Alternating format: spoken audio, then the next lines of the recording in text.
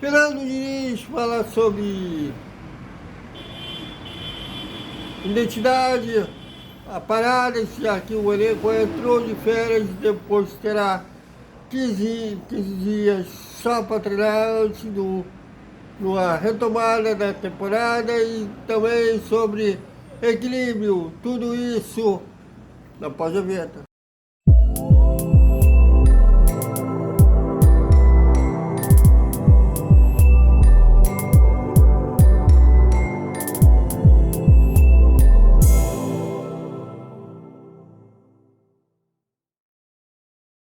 Salve, salve galera do Vascão, boa noite para todo mundo. E o Vascaíno passou um dia feliz, o time amassou São Paulo e bateu no Tricolor Paulista 3-1 ontem no Morumbi e acabou um jejum de 3 anos sem vencer o adversário dentro dos domicílios dele. Bom, hoje a gente teve um compromisso, tive que levar uma tia um compromisso.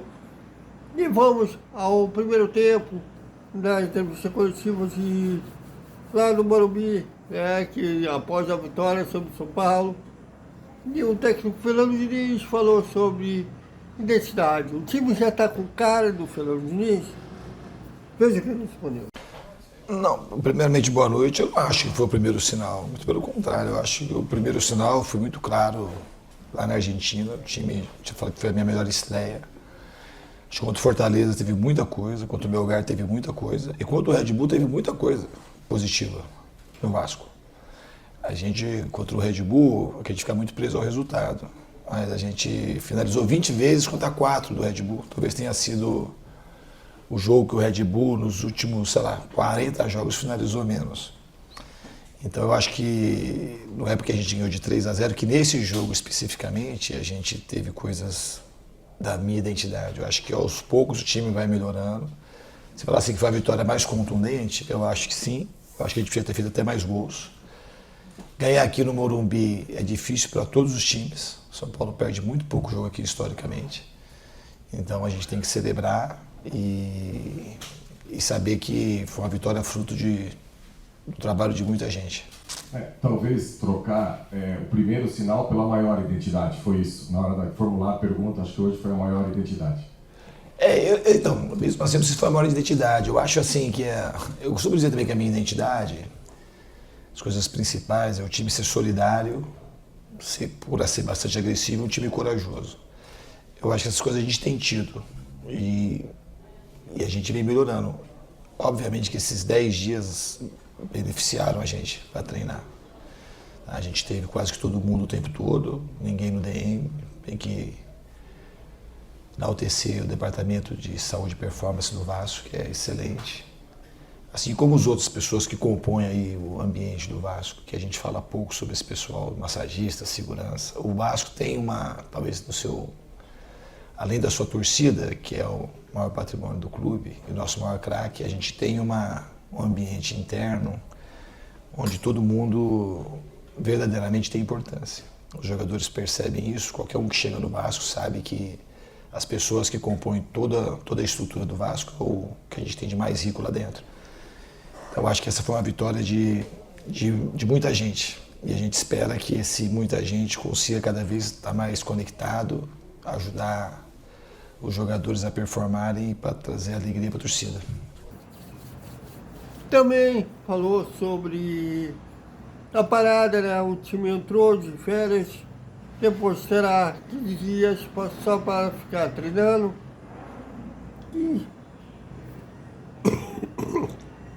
Desculpem. E ele falou quanto pode ser benéfico isso para o Vasco da Gama. Veja. Começar pelo Felipe, eu acredito que as coisas vão andar e ele vai ficar aqui com a gente. É o desejo dele, é o desejo do Vasco, o desejo da torcida, é o meu desejo. Ele também está só no começo dessa nova trajetória, eu acho, com a minha presença. Eu tenho muita conexão com o Felipe.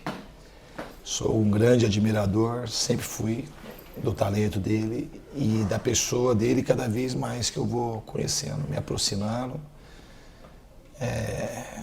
Um jogador do talento dele tem a humildade que se equipara ao talento. Então, acho que ele tem muita coisa para oferecer ainda para a torcida do Vasco e futebol brasileiro. Eu costumo dizer que jogadores como o Felipe sempre é um presente pro futebol brasileiro. Hoje ele fez uma partida gigante. E dia do aniversário dele, dia dos namorados, partida simbólica que eu acho que ele não vai esquecer tão cedo. E também foi perguntado sobre equilíbrio, né? Já que o colega da PTB Esporte já cobriu o Fluminense e ele fez essa pergunta quando ele estava lá no Tricolor das Laranjeiras. E ele falando sobre o futebol de resultado, mais performance. Eu acredito que, pelo menos naquilo que eu procuro passar na minha vida, a performance ela sempre antecede os resultados. Não vou falar sempre, mas quase sempre. Então eu sou um cara muito focado naquilo que a gente tem um poder maior de ter controle, que é o trabalho para performar. Às vezes tem uma performance boa, eu repito, contra o Red Bull, a gente não mereceu perder o jogo. Sobre nenhum aspecto do jogo. O único aspecto do jogo que a gente mereceu perder foi que eles tiveram muita contundência. Mas a equipe produziu e aquilo, quando a equipe produz e performa, aquilo é um sinal que as coisas, se a gente persistir e ajustando cada vez mais o time, as vitórias elas vão aparecer. Então essa vitória de hoje, eu acho que ela é o resultado de uma causa muito maior. O futebol ele é meio certo, a gente podia jogar hoje, o dia que jogou ele não é um jogo, mas a bola não entra. Mas se não entra, a gente vem com uma chuva de críticas, porque não entrou e parece que tudo é ruim. Eu insisto sempre nisso. É bom falar quando ganha, porque é a mesma coisa quando perde. A gente é muito focado no resultado. É muito foco no resultado. E o resultado ele é muito importante, mas ele não é a única coisa do futebol. E quando a gente fica só no resultado, a gente às vezes perde o melhor da festa, porque a gente não vai... O que faz a gente ter resultado de maneira consistente é uma outra coisa. Que é ter trabalho, você enxergar os sinais. E aqui, de maneira especial no Brasil, a gente não consegue enxergar os sinais quando o resultado não vem. Então a gente fica muito preso, o que ganha é bom, o que perde é ruim. E a gente patina, a gente não consegue ampliar o nosso olhar. Hoje ele foi um resultado que ele foi condizente com aquele que a gente performou. O Red Bull, repito, não foi condizente, mas o time não foi mal. Só quando você vai contra o Red Bull, numa entrevista como essa, você tem que ir com muito cuidado para as pessoas você não ser mal interpretado. Então, como eu fui cuidadoso naquela entrevista, de falar assim, a gente tentou. É tão difícil ganhar aqui do Morumbi, como é difícil a torcida do Vasco em São Januário estar perdendo 2-0 e não conseguir vaiar o time. Então aquilo foi um grande sinal que eu falei para os jogadores, a gente ia se afundar, a gente fez bastante coisa boa. E eu espero, e eu acredito muito que a gente performando assim, a gente vai conseguir ter bastante resultado. E não respondi só a outra pergunta que você perguntou dos treinamentos, eu acho que a janela dos treinamentos ela vai ser importante para a gente. Se eu gostaria de ter jogos sequenciais, eu preferia ter uma pausa para dar mais treinamento para todo mundo. Eu acho que o time com mais treino ele tende a ganhar, a encorpar para encarar a temporada que depois que parar vai ser muito dura até o final do ano. É isso, galera! Até o nosso Berta Vascaíno, que será o segundo tempo da entrevista coletiva amanhã vai ser na última quinta-feira, né? E já que teremos dias aí sem notícias, mas olha,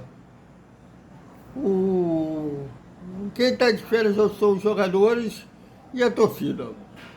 Espero que a direção, o presidente Pedrinho esteja trabalhando muito para reforçar esse time.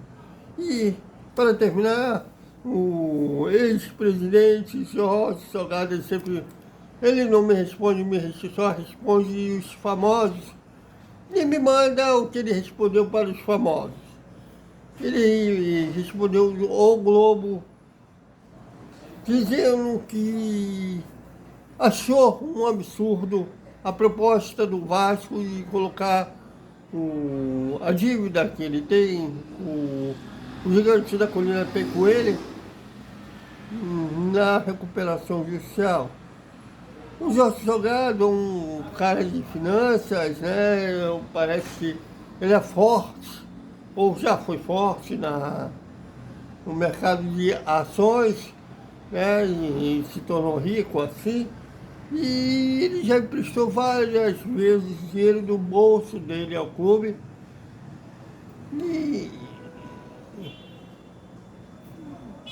E várias gestões, sem ser a dele, obviamente, ele cobrava essas dívidas. E eu achava que a comissão da venda da 77 ele já havia se pagado. Eu lembro até que quando ele tomou posse como presidente, quando ele se elegeu na eleição retrasada, ele deixou entender que a prioridade era se pagar. Mas, pelo jeito, isso não aconteceu. E ele disse para o Globo que era um absurdo colocar a dívida que o Vasco tem com ele na recuperação judicial, que seria em torno de 19 anos pagando.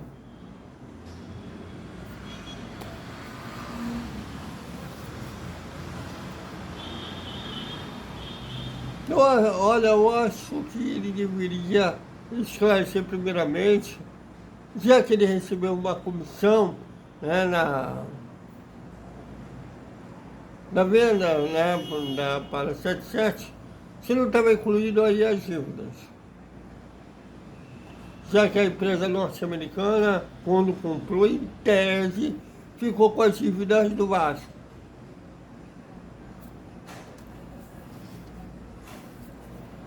Ah, meu Deus do céu, é a eterna política que o Pedrinho trouxe ao trazer novamente o futebol para a associação. Então, é isso, galera. Até mais com mais Vasco.